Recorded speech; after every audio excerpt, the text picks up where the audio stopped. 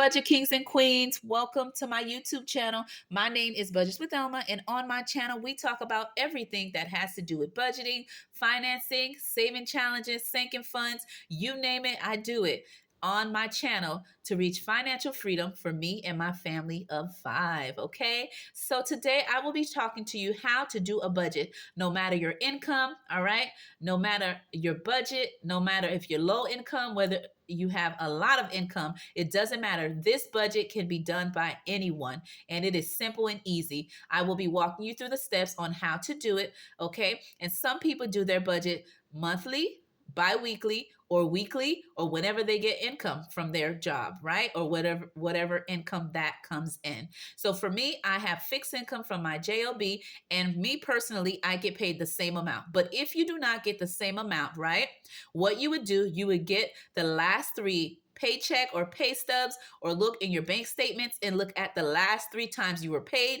You're going to add those amounts together, okay? And then you're going to divide it by 3. Why do you divide it by 3? Because you're taking the last 3 income that came in, your pay stubs, and then you're going to add those in to give you an average so you can know what you're working with, okay?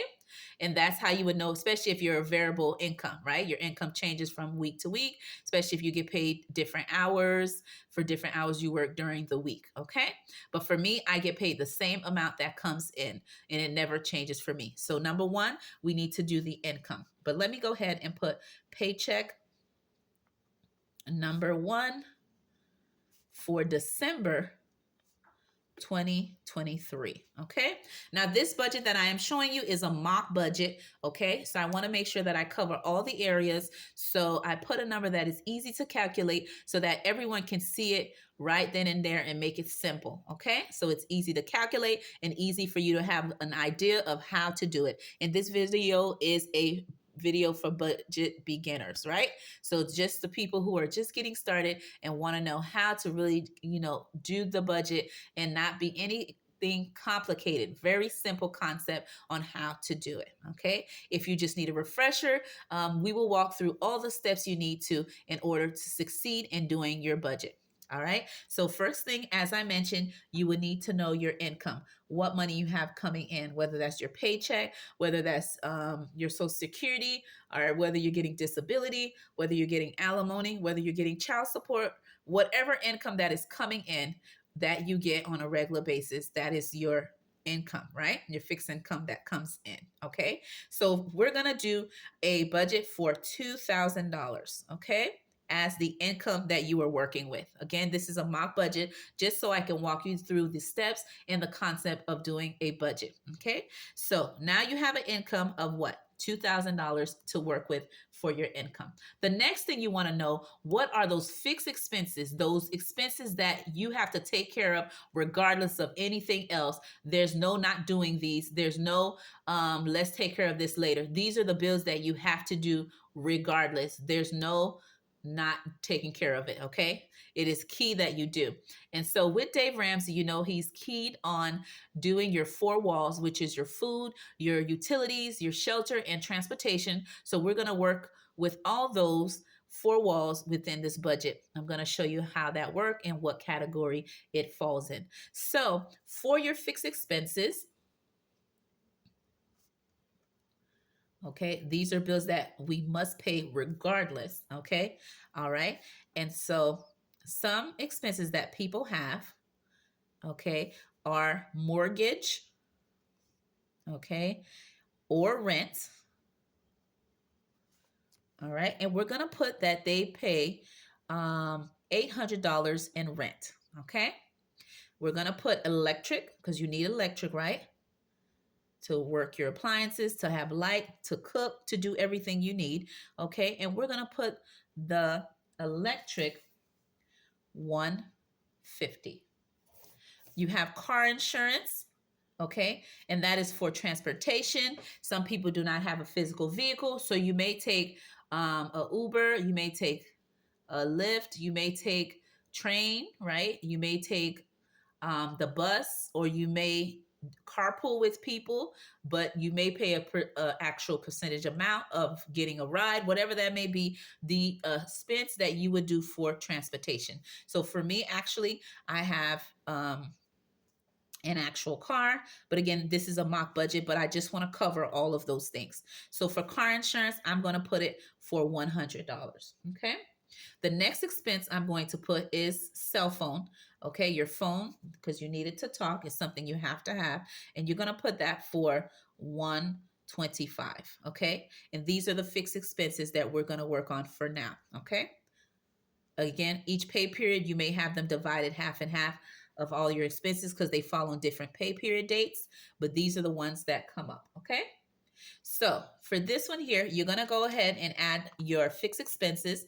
That's 800 plus 150 plus 100 plus 125 gives me $1,175, okay, for the fixed expenses. Now we're going to move to variable expenses. Variable expenses are expenses that you have, but they vary from paycheck to paycheck, from month to month. But they're expenses that we have that are crucial for our living, right? We need them, okay? And we have to have them along with the fixed expenses, okay? And for me, in my categories, and I'm going to list a few here, but again, these are based on your personal preference of what you have as your variable expenses. It changes from person to person, okay? But examples of these would be, all right, groceries, because you have to eat. Regardless, you have to eat. Doesn't matter how the economy is or how expensive things are, you still have to eat. So I'm going to put here 150. All right. The next one is gas if you have a vehicle, right? If you don't have that, then you would not include that. But for me, I'm going to add that in if you have a vehicle. Okay. The next expense is personal. So if you need anything for yourself, I'm going to put $20. I'm also going to put home. Okay. All right. And this is for any toiletries, um, you know, personal products that you may need, paper towels, things like that, cleaning products, whatever that may be. I'm going to put $20 there. Okay. And the next expense I'm going to put is shopping. So if you need anything additional that you need that doesn't fall in the other categories, I'm going to also put, well, let's put 10. Okay. And then you want to have eating out, because sometimes you eat out. Some people have eating out, and anything that has to do with food or anything that's going in your mouth, right, in the groceries category. But for me, I like to have a separate envelope, okay, category for eating out. And I'm going to put 20 in there, okay, just so we can do this budget and see how we're doing. So 150 plus $50 plus 20 plus 20 plus 10 plus 20 gives us 270 as the total. Okay. And I'm just going to move this up so you can see everything. The next category we're going to add is paying ourselves first. So that would be savings. Okay. And in the savings category, we're going to go ahead and put emergency fund. And I'm abbreviating that. An emergency fund, so you would have money just in case something were to happen, right?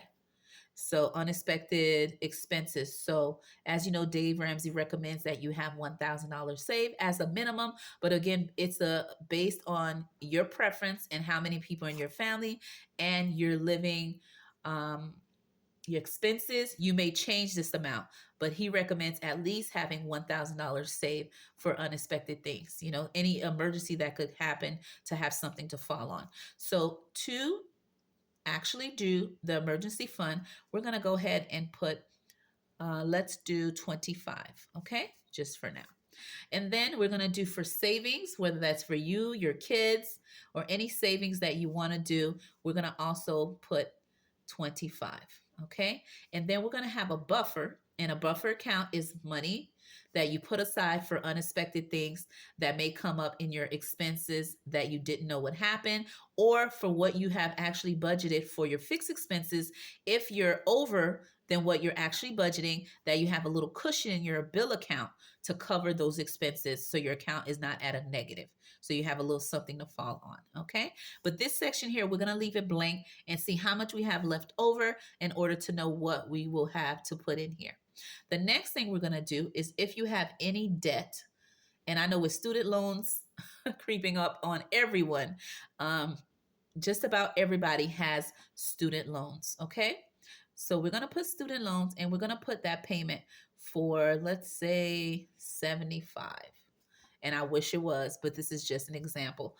All right, so that's student loans. Okay, and then we're gonna put credit cards. Okay, credit card. But we're gonna do just one, just to show you. And then we're gonna put that for $25 as the minimum. When we add all that in, it gives us $100 in the debt category, okay?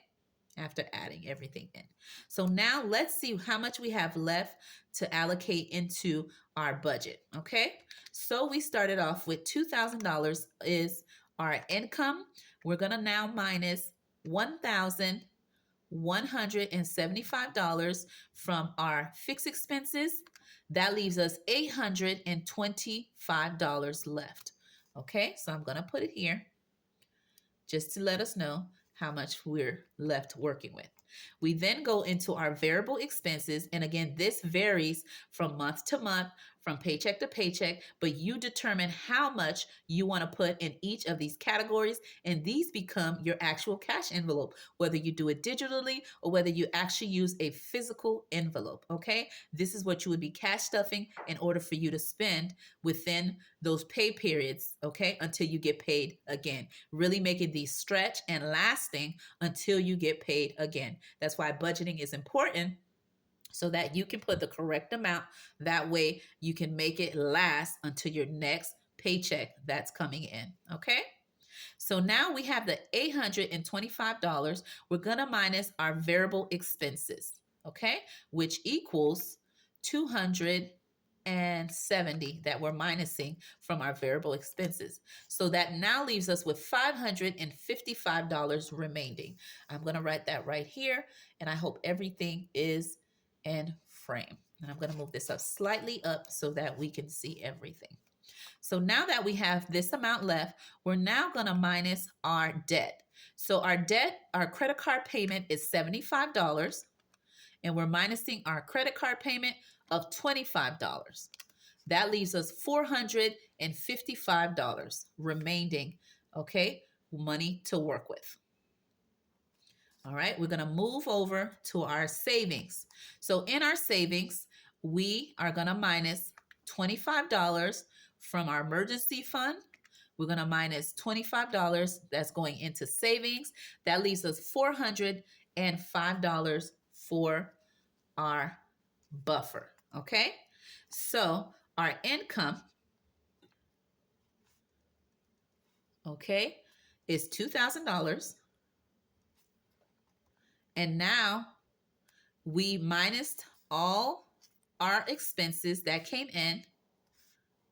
Okay, and that should give us a zero-based budget, right?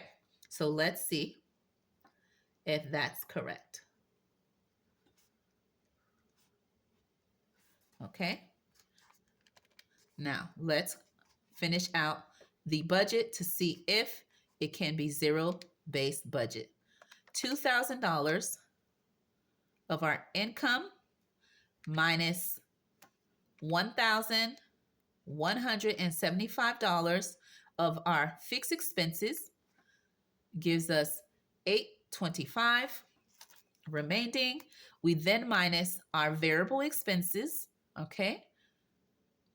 And that's our everyday spending, money we put aside in our cash envelopes or our bank account buckets, right? And we're going to minus the 270, which gives us 555. Okay. And then we're going to minus our savings, okay, of 405. Okay. Make sure I did that correct. 405. Sorry, something didn't happen here. Let's do that again. So we have 2,000. I must have clicked on one of the wrong buttons. Right here, 2,000 minus 1,175 gives us 280. Okay, 225, excuse me. And then we minus our variable expenses of 270. That gives us 555. And then we minus our debt of 100. That gives us 455. Okay, we minus 25 of our emergency, 25 of our savings, and then we minus our, which gives us 405. We minus the 405, and that gives us a zero base budget, which means our expenses are also 200, which means we give every money that comes in purpose, a place. We give it all a job. Okay, it takes care of what it needs to. So every money is accounted for. Okay, and that gives me a zero based budget. Sorry, guys, my pen is like dying on me. So with that being said, my name is Budgets with Elma. I hope you enjoyed the way I showed you step by step on how to do your budget. First, you need to know your income. Then you need to write your fixed expenses, and then your variable expenses, and then any expenses that you have that are within your four walls, and make sure you have your savings in there. Once you minus your income from your expenses, you would then have a zero-based budget. With that being said, I will see you on my next video.